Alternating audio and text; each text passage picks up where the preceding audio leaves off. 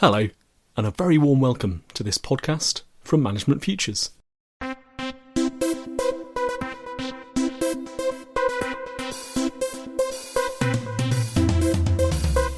I'm Hugh Reynolds, Head of Learner Experience and Engagement, and in this mini-series I'm going to have a 4-part conversation with my colleague and friend John Bull. He's MF's Director of High Performance, and we'll meet John in a moment and we'll explain why we're so excited to talk together about adaptive leadership. But if you'd like to find out more about our work, please get in touch. You can find our details on the team page at www.managementfutures.co.uk, along with all sorts of helpful insights, tools, videos and resources. Thanks so much for tuning in to us, to who we are and to what we do. We really hope you enjoy this chat. Hey John, thanks so much for speaking to me this morning. We're going to have a series of conversations, a short series of conversations about adaptive leadership. Thanks for coming and doing that with me. And I guess let's get straight to the point of what is adaptive leadership? How does it differ from, say, a non-adaptive style of leadership? Thanks, you. Super excited. As you know, I love this topic. We've talked about it quite a bit. So what is adaptive leadership? I think of it as a collective term for the skills that enable people to first spot the need to adapt and then to mobilize people to figure out how to adapt and then to make that change happen. So I guess it's a collective term for where you see really effective actions in response to the need to adapt in an environment. So we're responding to our environment, getting a good sense of what that environment is, and there are challenges in that environment. And am I right in thinking these aren't necessarily technical challenges or problems for an expert to fix? So you talked about what's the difference between, so if you go back to, there's a couple of really influential thinkers or writers in the space. One of them, Ronald Heifman, Harvard professor, he made the distinction between two types of language. So just sort of understanding, I guess, some of the words used. And he would talk about a technical challenge versus an adaptive challenge, or a technical problem and an adaptive problem.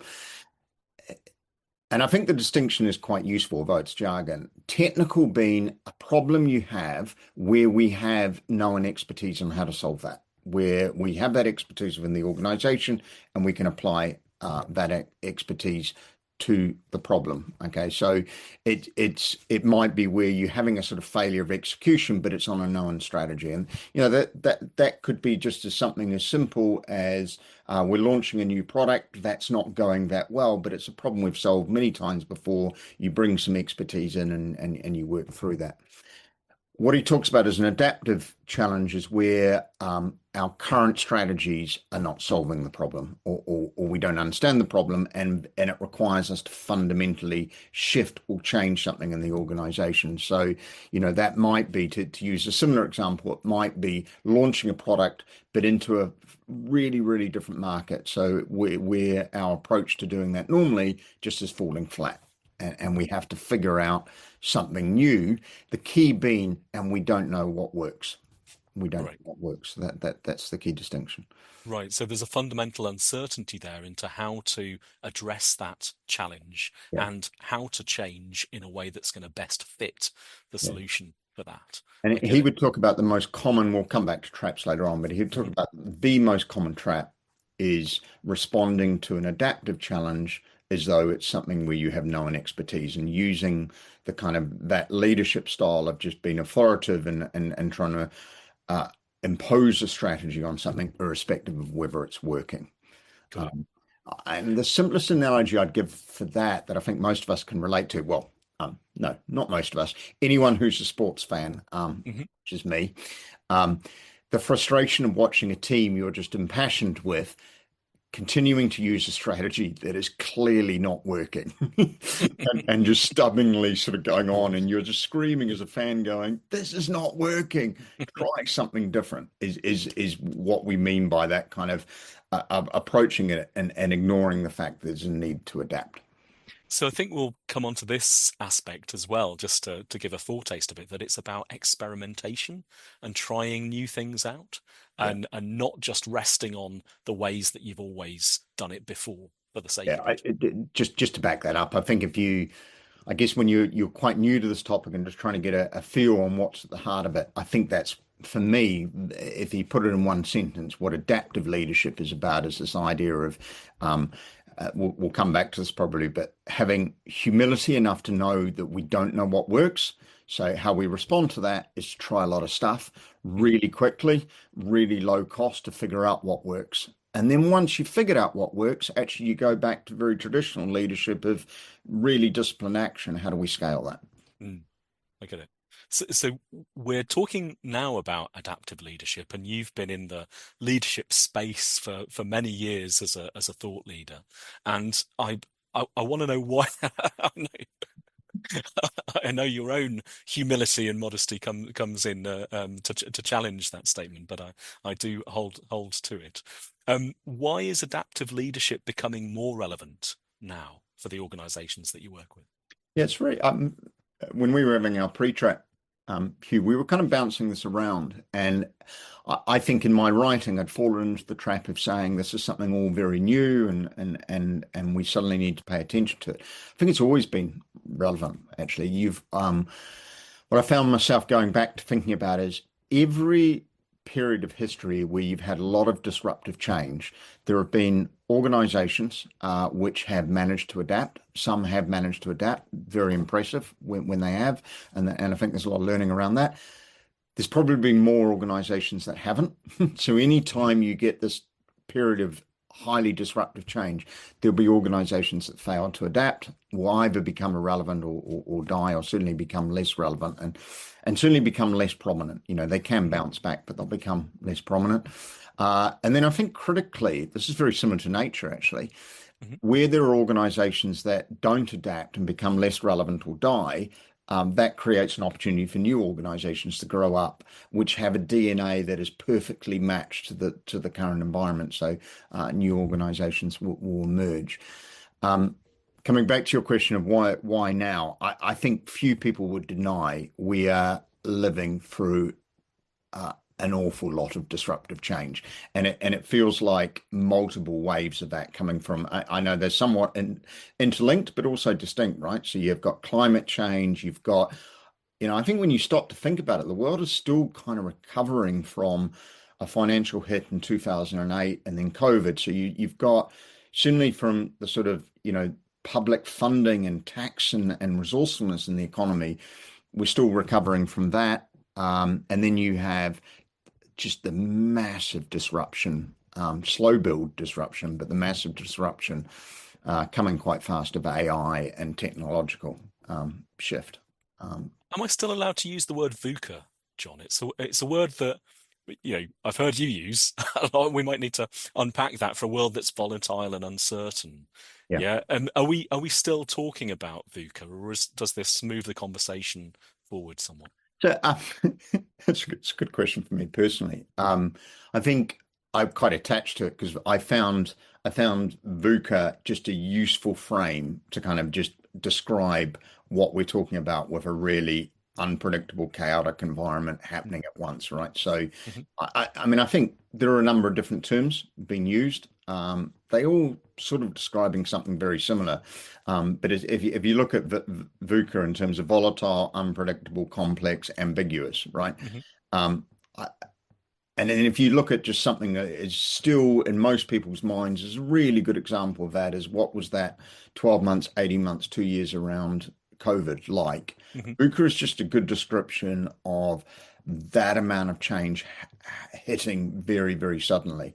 Yeah. I think as we've spent time over the last few years trying to understand adaptive leadership and learning and get ahead of the curve of that, I think VUCA puts a particular focus on the sudden change that Mhm. smacks you in the face. I love the Mike Tyson quote about strategy that everyone has a plan until you punch them in the face. So VUCA captures this essence of something happening very sudden But what I think is important to note about that is it demands our attention. In some ways, that helps our response.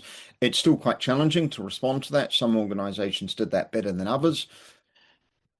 But I might say something like climate change is even more difficult Mm. too, because it's that slow burn, easy to ignore. So you don't have enough urgency and you squander the opportunity to change early enough. Hmm. Um, and I don't think VUCA captures that. So I think, what am I saying, Hugh? I think adaptive leadership is broader than VUCA. I think Yeah. VUCA is one model or concept or idea that fits within understanding adaptive leadership. But adaptive leadership in its essence is, I keep coming back to, can we spot the need to adapt? Hmm.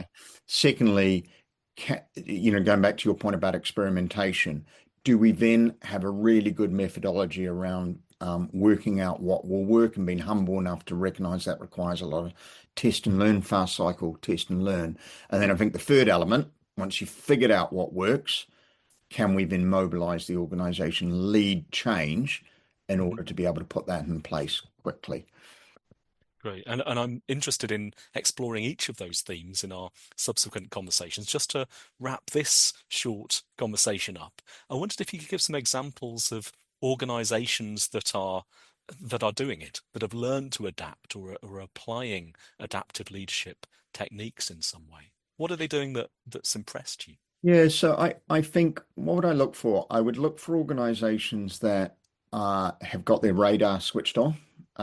So any organization that's doing a lot of data analytics and using that data and asking the question, what is this telling us, and responding to it, or putting a lot of energy into creating a culture which encourages people to challenge the status quo and so I think organizations that have their radar on, and there's some quite known organizations like, if you look at Netflix has been very good at adapting, um, and I would say Amazon as well, but those are two organizations that are very tuned into using data analytics Hmm. to spot quickly how the world is shifting, and then so they will, if there's a shift in the market, they will capture that probably before their competitors were. So I think that's one thing. I think the other thing I would see from organizations that really impress me in this is organizations that get this idea of test and learn. Hmm.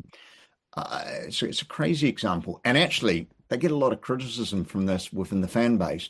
Um, World Rugby, just to take a sporting Hmm. example, is constantly trialing new approaches and new rules. But the way they do it is they will test a new rule in a very lower league competition.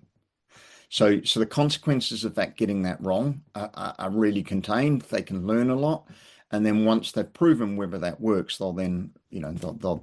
So I don't know. Just to give a real example of that, as they've put in more regulations around safety, around head injuries, you've got this more red cards. As fans, we've noticed that that's really disrupting the sport because Hmm. if you lose a player for the whole game, that really disrupts the game. So they've been playing with different versions of that, right? But they didn't just go straight to, we know what works. Let's implement this on the Hmm. world stage. They've tested a load of different iterations and small competitions to figure out what works. And I've certainly seen one approach work really well, and I'm keen for them now to scale that. But that's once they've done the testing. Is it an example? And forgive me if this isn't your example, but I hear you talking about cannonballs and bullets. Yeah. Is it one of those examples that I know you really, I, I, not a big I fan love of the analogy. cannonballs or So bullets? so I mentioned Ronald Heisman. There's another Sorry, really. John, you give me a great opportunity just to correct ourselves there. Is it Okay, Ronald Heifetz? Yeah, and thank you, his thank you, colleagues. Yeah. thank you. The other source that I found a really rich sort of seam of insight around this was a piece of research done by Jim Collins. Hmm. So people will know him, probably the most will know him for the book he wrote on Good to Great. But he I'd say wrote another book, but actually what's key is he did a 8-year research project before that book around looking at organizations who were effective at adapting. So who had been in a really, really challenging environment, such as the airline industry, and had massively outperformed both the stock market and their peers through a really disruptive period of time. He uses this analogy around the mindset of experimentation. I know it's not his, but I love it, of an older Navy analogy of, if you're low on resource, right? So cannonballs are a really key resource, right? You don't want to waste them on an uncertain bet. So what they used to do in the Navy is they would fire bullets, or more technically, I guess they'd be firing musket balls in order to get range. So if cannonballs are about a big bet, you would talk about calibrated cannonballs and uncalibrated. Calibrated cannonballs are where we've tested it, we know the wind, we know it works, okay? And we haven't, we're not wasting resource, we know it's going to work. What organizations, I think, do is jump straight to firing cannonballs and waste resource, and they burn their resource. And then, if it doesn't work, it's kind of hard to pull out of that because they've invested so much in it. Whereas firing bullets, really easy to do. I think the equally interesting trap that he highlights is, once you have calibrated what works, you have to fire cannonballs, right? So this is interesting. Experimentation is really critical, but it's critical until you figured out what works, then double down on it and really go into disciplined action, which is it. So we're diagnosing something, as it were, and then we're taking action around that diagnosis or that range that we've found. We've then got to do something about it. Well, I pick up on, you mentioned diagnosis, a really key concept. One of the traps is acting without diagnosis is about understanding what's going on. I still think that's different to experimentation, right? Okay. So diagnosis, figure out what it might be, to figure out, okay, we notice demand for this product is going down. Do we understand why? That's the diagnosis. Right, yeah. But the experimenting would be, well, how do we address that? Yeah.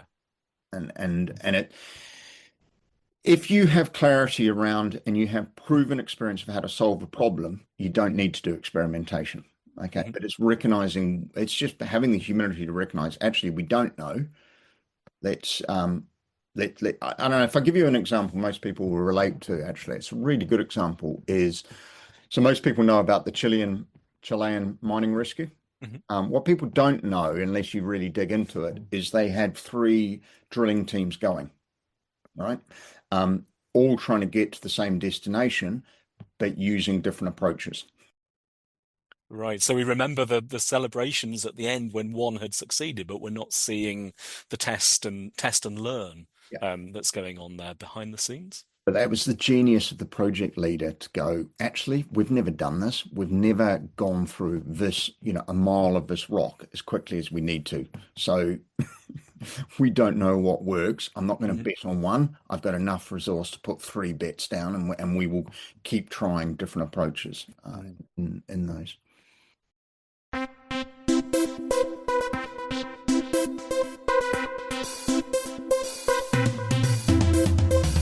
Thanks so much for lending us your ears. We really hope you enjoyed our conversation.